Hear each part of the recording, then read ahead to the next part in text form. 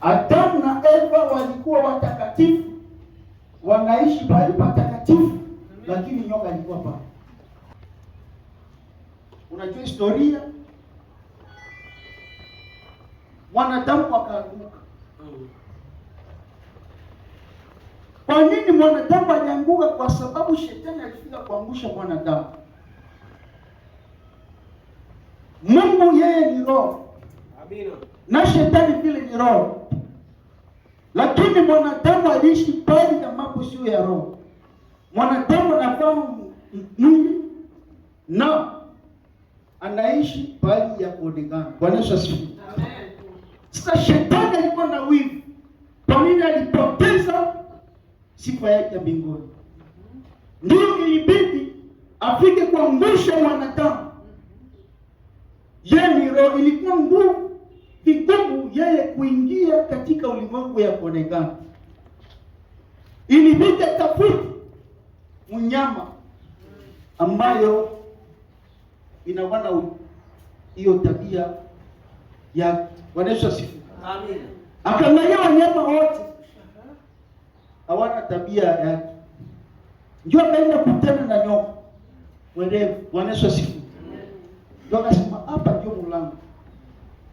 Akaingia pale, akatokea ndani ya ulimwengu ya kuonekana. Bwana Yesu asifiwe. Amen. Akaribu mwangu. Fanya angalisho sana mambo ya kufungulia shetani mlango. Bwana Yesu asifiwe. Ukiona tabia yake unafungua mlango. Kama huyo nyoka alikuwa na tabia shetani, ndio shetani akaingia ili aingushe mwanadamu. Shetani akafurahi ya kwamba mwanadamu amefanya ameanguka. Akusahau ya kwamba pale patakatifu mwana kondoo yuko pale. Bwana Yesu asifiwe. Amen.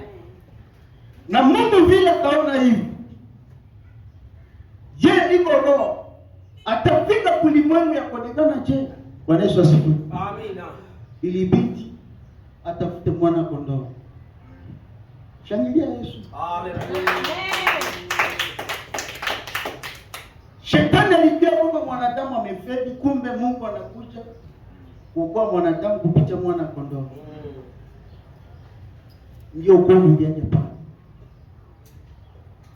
Tukiangalia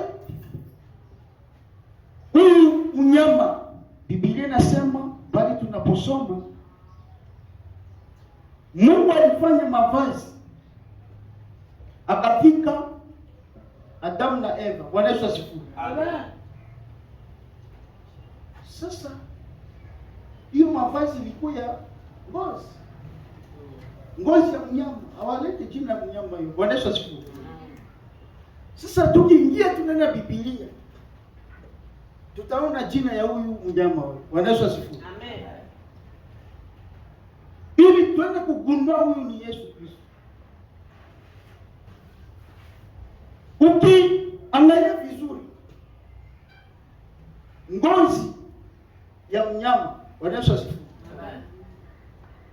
Ili ukiona ngozi ya mnyama ina tandikwa pale au wanatundika pale, jua kwamba damu ilivuja. Bwana Yesu asifiwe. Amen. Jua kwamba damu ilitiririka. Utatusomea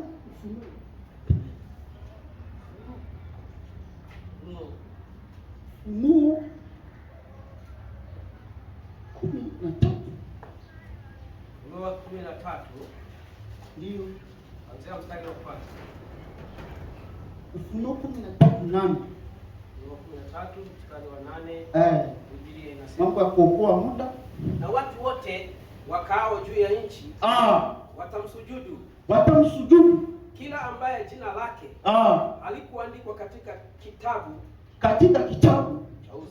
cha uzima cha mwana kondoo. Ya mwana kondoo. Aliyechinjwa tangu kuwekwa misingi ya dunia. Shangilia kwa Yesu. Haleluya. Ndio. Huyu mnyama alichinjwa. Adamu na Eva wakavaa mavazi yake, ngozi yake. Ndio jina lake. Mwana kondoo.